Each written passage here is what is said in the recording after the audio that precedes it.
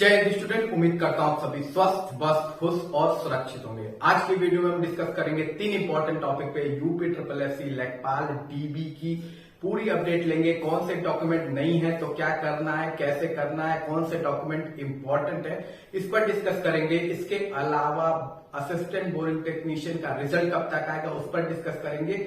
और इसके अलावा जूनियर असिस्टेंट का एडमिट कार्ड कब तक रिलीज होगा उस पर भी डिस्कस करेंगे। उससे पहले चैनल पे जो नए हैं चैनल को लाइक और सब्सक्राइब जरूर कीजिए। अभी भी 90% व्यूअर ने चैनल को सब्सक्राइब नहीं किया तो सब्सक्राइब जरूर कीजिएगा। वीडियो का अंत तक देखिएगा, वीडियो बहुत ही इंटरेस्टिंग है। तो चलिए चलते हैं वीडियो की ओर। तो सबसे पहले बात कर लेते हैं जूनियर असिस्टेंट के एडमिट कार्ड कब तक आएंगे। तो जूनियर असिस्टेंट के जो एडमिट कार्ड है, एग्जामिनेशन 27 अगस्त को कंडक्ट होने वाली है। तो एक हफ्ता पहले या 6 दिन पहले आपको आपका एडमिट कार्ड देखने को मिलेगा, यानी 21 अगस्त के आसपास आपको जूनियर असिस्टेंट के एडमिट कार्ड देखने को मिल जाएंगे। तो आप टेंशन मत लीजिए, क्योंकि यूपी ट्रिपल एस सी एक हफ्ता पहले एडमिट कार्ड निकाल रहा है आजकल। तो आपको जो आपका एडमिट कार्ड है वो 21 अगस्त को देखने को मिलेगा। दूसरी इंपॉर्टेंट न्यूज पर आते हैं। तो दूसरी इंपॉर्टेंट है कि असिस्टेंट बोरिंग टेक्नीशियन का रिजल्ट कब तक आएगा। देखिए, एग्जामिनेशन 2019 का आया हुआ था और बच्चे अभी तक इसके रिजल्ट का स्टिल इंतजार कर रहे हैं। इसी महीने आपके लास्ट वीक ऑफ अगस्त में या सेकेंड लास्ट वीक ऑफ अगस्त में, यानी 20 के बाद कभी भी आपको ये रिजल्ट देखने को मिल सकता है। हालांकि 16 अगस्त तक था उम्मीद कि रिजल्ट आ जाएगा, लेकिन अभी है कि वही मैंने जैसे कहा था कि लास्ट वीक या सेकेंड लास्ट वीक तक आपको ये रिजल्ट देखने को मिल जाएगा, क्योंकि इस पर काम बहुत तेजी से यूपी ट्रिपल एस सी की तरफ से किया जा रहा है। तो अगस्त में ही आपको रिजल्ट आना है। अब देखिए 31 अगस्त तक लाते हैं कि कब तक लाते हैं, लेकिन ये अगस्त में ही आपका रिजल्ट देखने को मिलेगा। सेकेंड लास्ट वीक चल रहा है और उसके बाद लास्ट वीक आ जाएगा। तो हो सकता है इन्हीं दोनों में कभी भी आपका ये रिजल्ट आपको देखने को मिल जाए। ओवरऑल आउटकम ये है। और कट ऑफ में आप ज्यादा टेंशन मत लीजिए, ठीक ठाक कट ऑफ जाएगी, कोई बड़ी हाई भागेगी नहीं।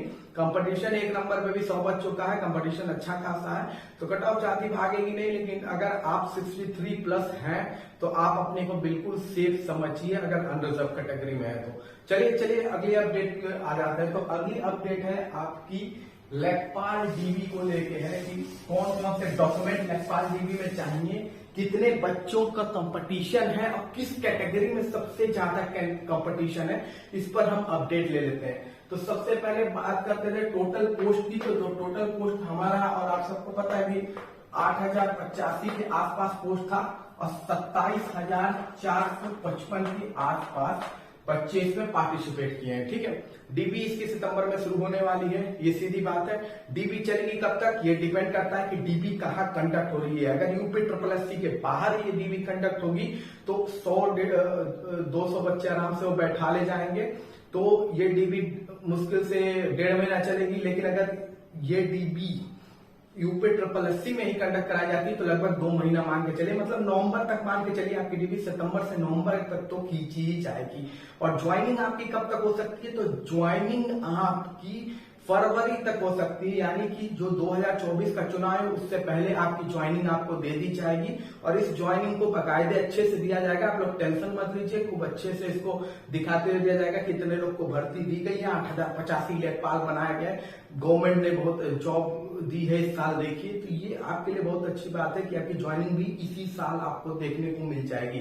अब बात कर लेते हैं किस कैटेगरी में सबसे ज्यादा कंपटीशन है। ठीक है, तो अनरिजर्व कैटेगरी में देखिए, अनरिजर्व कैटेगरी में टोटल 3,261 बच्चे हैं। ठीक है, यूआर कैटेगरी में 3,271 बच्चे हैं। ठीक है, और इनका जो ये सीट है, 3,271 सीट है और इनका जो टोटल कंपटीशन है 5,323 के आसपास है, जो कि 1.5 गुना के आसपास बनते हैं। तो अनरिजर्व कैटेगरी में उतना कंपटीशन नहीं है। काफी लोग कह रहे हैं क्योंकि भाई कम सीटें ज्यादा है, ठीक, और बच्चे लगभग 1.5 गुना है। जबकि ओबीसी कैटेगरी में अगर आप बात करेंगे तो ओबीसी कैटेगरी में ही सबसे ज्यादा कंपटीशन है, क्योंकि यहाँ सीटें 2,174 के आसपास है और यहाँ पे आपका कंपटीशन जो है 13,544 के आसपास है। लगभग ये आपका 6 गुना है।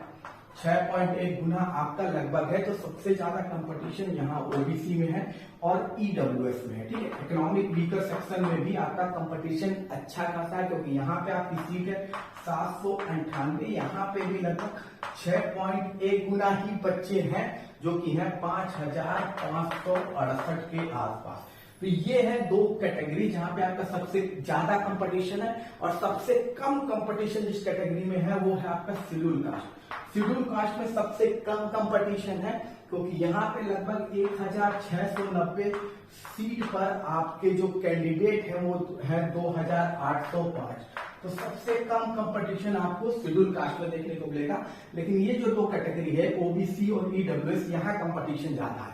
लेकिन इस 27,455 में जो लगभग पीएच के जो कैंडिडेट हैं, पीएच यानी फिजिकल हैंडीकैप के जो कैंडिडेट हैं, वो लगभग आपके 4,600 हैं। क्योंकि इन्होंने किया क्या था कि जो भी पॉजिटिव में मार्क्स पाया है सबको इन्होंने कॉलिंग के लिए बुला लिया है। कितनी सीट पे बुलाया है? 309 के आसपास इनकी सीट है, 4,600। अब ये जो पीएच कैंडिडेट है 4,600, ये आपके इसमें भी होंगे, इसमें भी होंगे, इसमें भी होंगे, इसमें भी होंगे, ठीक है। तो ज्यादातर बच्चे सेलेक्ट हुए हैं ओबीसी और ईडब्ल्यूएस में। तो ओबीसी और ईडब्ल्यूएस में जो 4,600 पीएच कैंडिडेट होंगे उनकी मात्रा ज्यादा होगी कंपेयर टू अनरिजर्व्ड और ईडब्ल्यूएस एससी कैटेगरी के, ठीक। ये बड़ी एक इंपॉर्टेंट चीज है गेम चेंजिंग। फीमेल का आप अलग जान ही रहे हैं, फीमेल कैटेगरी इसमें से अलग हटेगी ही।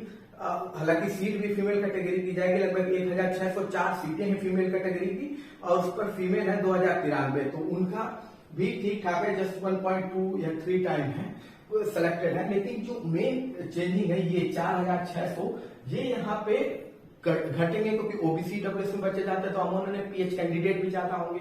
अब बात है कि हमें जब कट ऑफ को 80 नीचे रखना है तो करना क्या है, ठीक। यहाँ पे करना है डीबी स्कीप, ये बड़ा इंपॉर्टेंट है और इसमें सबको सपोर्ट करना है, ठीक है। डीबी स्कीप करने का जो मुहिम है, यानी जो बच्चे जो इक्वल रैंक पर है, लेखपाल के बराबर के ग्रेड पे में है, या फिर वो बच्चे जो लेखपाल से अपर ग्रेड पे में, क्योंकि बहुत सारे रिजल्ट आए हैं लेखपाल की भर्ती से पहले। इतना वीडियो पर इफेक्ट नहीं पड़ेगा, लेकिन लेखपाल पे इसका बिल्कुल इफेक्ट पड़ेगा। तो बच्चों से रिक्वेस्ट है कि वो अपनी डीबी को स्किप करें, ताकि एक जरूरतमंद को जॉब मिल जाए। 5 जगह बैठ के नौकरी ना करना और झूठ में डीबी में आके बैठ जाने से कोई मतलब नहीं है। लेकिन आपकी स्किप से किसी एक का भला हो जाए तो आपके लिए ये पुण्य की ही बात होती है, पॉजिटिव ही जाता है, आशीर्वाद ही मिलता है और कुछ नहीं मिलता है, ठीक है।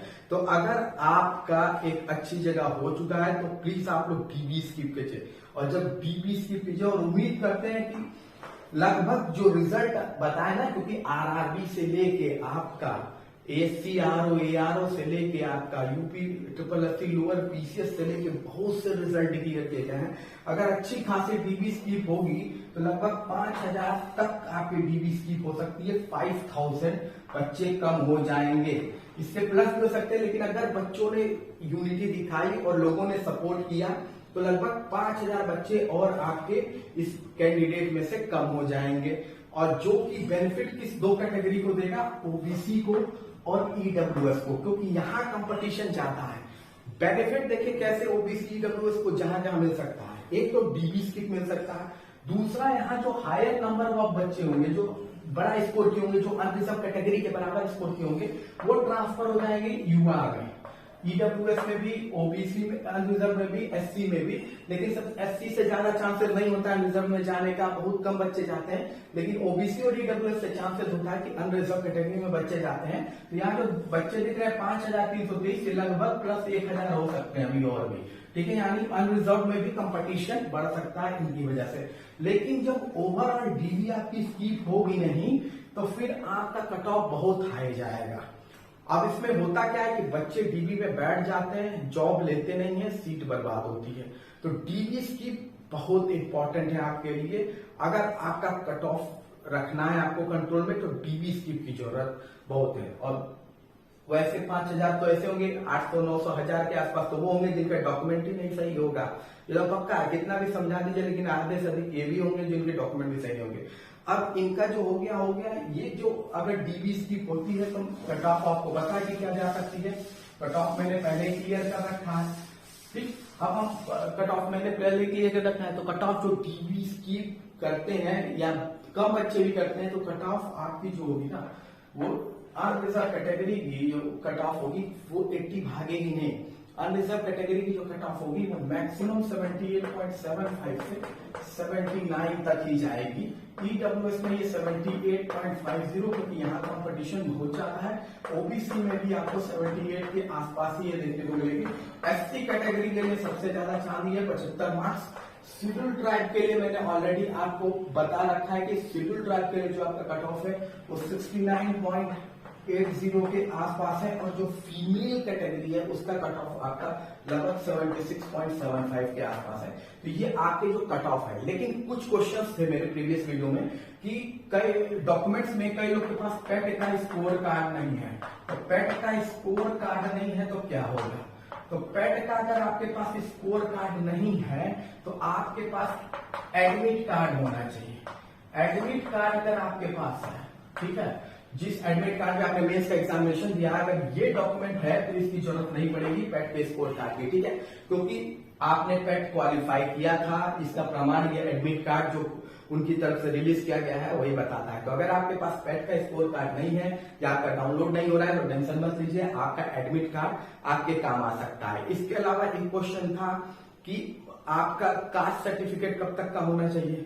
तो कास्ट सर्टिफिकेट का भी डेट देख लीजिए। कास्ट सर्टिफिकेट जो है आपका, ये फॉर्म जो भराए थे ना, फॉर्म भराने के आसपास ही होना चाहिए, ठीक है। कास्ट सर्टिफिकेट जो है फॉर्म भराने के आसपास का ही होना चाहिए। लास्ट डेट थी शायद फॉर्म की 25 जनवरी 2022, यही थी शायद लास्ट डेट 25 जनवरी 2022। तो जो आपका कास्ट सर्टिफिकेट है इससे पहले का होना चाहिए। इसके बाद का होगा तो फिर नहीं मान्य होगा, इससे पहले का होना चाहिए, ठीक है। डोमिसाइल सर्टिफिकेट आपका होना चाहिए, ये नहीं डिपेंड करता कब का, लेकिन डोमिसाइल सर्टिफिकेट तो होना चाहिए। अब एक बात और होता है कि ईडब्ल्यूएस का जो सर्टिफिकेट है वो किस तारीख का होना चाहिए। तो ईडब्ल्यूएस का सर्टिफिकेट 2021 से 2022 का होना चाहिए। 2022 से 2023 का नहीं, 2021 से 2022 का। ये मैं डेट बता दे रहा हूं कि ये डेट के नहीं रहेगा ना, फिर आपका डॉक्यूमेंट रिजेक्ट होगा तो फिर कुछ नहीं कर सकते। अब दिक्कत है कि अगर कास्ट सर्टिफिकेट नहीं है इस डेट का तब क्या करें। अगर 25/1/2022 से पहले का कास्ट सर्टिफिकेट नहीं है आपका तो क्या करें? तब कुछ नहीं करेंगे, तब आप डीबी में बैठेंगे, बिल्कुल आपको चांस मिलेगा। डीबी से निकाला नहीं जाएगा, लेकिन डीबी में आपको ये भेज देंगे अनरिजर्व कैटेगरी में। मतलब आप यूआर में तब कंपटीशन करेंगे, कैटेगरी में नहीं कर सकेंगे। डीबी से आपको नहीं हटाया जाएगा अगर आपका कास्ट सर्टिफिकेट इससे पहले का नहीं है, लेकिन आपको अनरिजर्व कैटेगरी में भेज दिया जाएगा, ठीक है। तो ओवरऑल आपके पास ये है। बाकी इसके अलावा एक डॉक्यूमेंट होती है मार्कशीट, तो वो आपको पता है, वो तो आपके पास होगी ही मार्कशीट, ठीक। फोटो होनी चाहिए, फोटो रख लीजिएगा, फोटो बिल्कुल होनी चाहिए। तो यही बस इतना आपके पास है। जो आपको था कि पेट स्कोर कार्ड नहीं होगा तो एडमिट कार्ड होना चाहिए। कास्ट सर्टिफिकेट अगर इससे पहले का नहीं है तो भी टेंशन की बात नहीं है, तब केवल आप अनरिजर्व कैटेगरी में मैच खेलेंगे, ओबीसी एससी एसटी में नहीं जाएंगे। तब ईडब्ल्यूएस सर्टिफिकेट 21-22 का होना चाहिए, ना कि 22-23 का, ठीक है। तो मैंने आपको सारी डेट और डॉक्यूमेंट क्लियर कर दिए हैं। बाकी किसी भी अपडेट के लिए चैनल को लाइक और सब्सक्राइब करिएगा। मिलते हैं अगली वीडियो में अगली अपडेट के साथ। जय हिंद, जय भारत।